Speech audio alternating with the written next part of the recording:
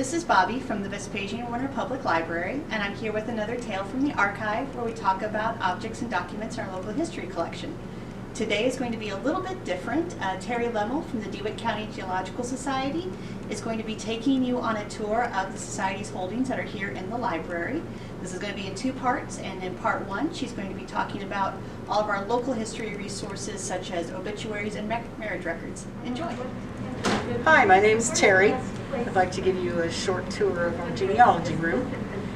First of all, when you come in the door, you'll see our little podium here with a guest book. We'd like our guests to sign in and write down the names that you're researching, because you never know when somebody else is researching those names, and you can learn a lot from collaborating with other researchers. We do have a few COVID restrictions in place. There's a short description here. Everybody needs to wear a mask when they're here, and we provide hand sanitizer for you to use when you come in the room. We have a few things on the table here that you're welcome to. There are membership forms if you'd like to join our Genealogical Society, and there are envelopes if you'd like to leave us a donation, but that is not required. If you'll just follow me this way.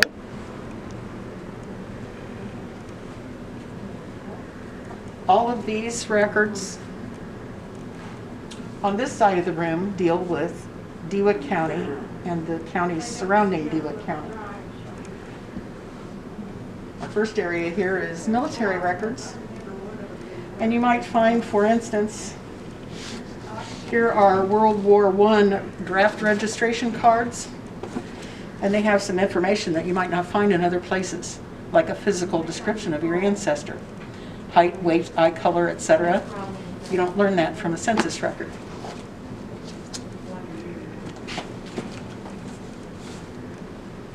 We also have old funeral home records. Sometimes the funeral home records include additional information, and it may even help you find where your ancestor is buried.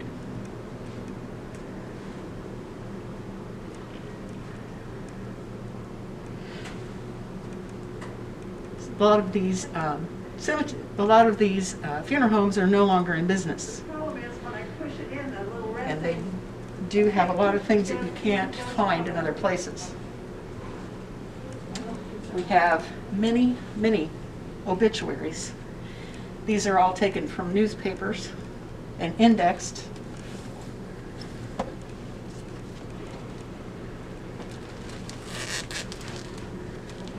There are a lot of people who donate their collection of newspaper clippings, which are oftentimes obituaries. But we also have birth announcements and wedding announcements. Those are always fun to look at.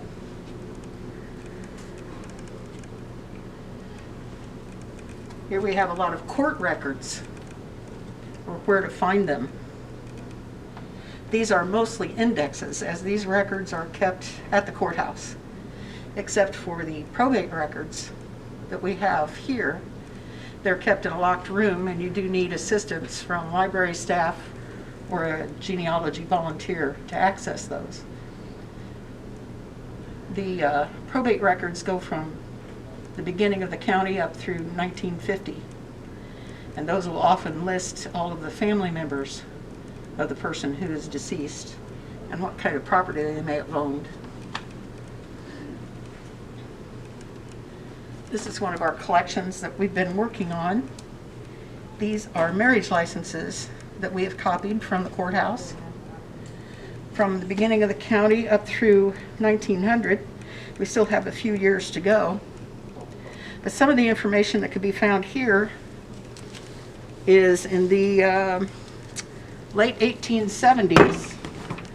They changed the licenses to include additional information, such as the groom, his occupation, where he was born, his parents' names, his mother's maiden name, same information for the bride, where they were married and what date. That's really a lot of information.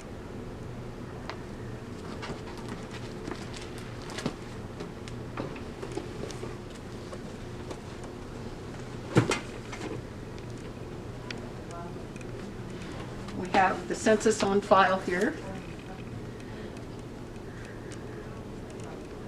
We have individual records of, for example, ancestor charts that people have donated to us. We have some church records, and something you may not have even heard about, the poorhouse at Hallsville, the poor farm. A lot of records from there. These were often people who, in lieu of social programs that we have today, had nowhere else to go. And a lot of those were simply old people who could no longer work. We have a lot of plat maps and city directories. There are a lot of people who come in here to research their house's history. Although our emphasis is on people here, sometimes you can learn about a structure even from looking at city directories and then studying the people who live there. These books are mostly indexes of newspapers that are on microfilm. Our microfilm use right now is not always accessible. You would need the assistance of library staff or a volunteer with the Genealogical Society to be able to use one. However, all our early newspapers up to 1963 have been put on newspapers.com, and that can be accessed for free here at the library.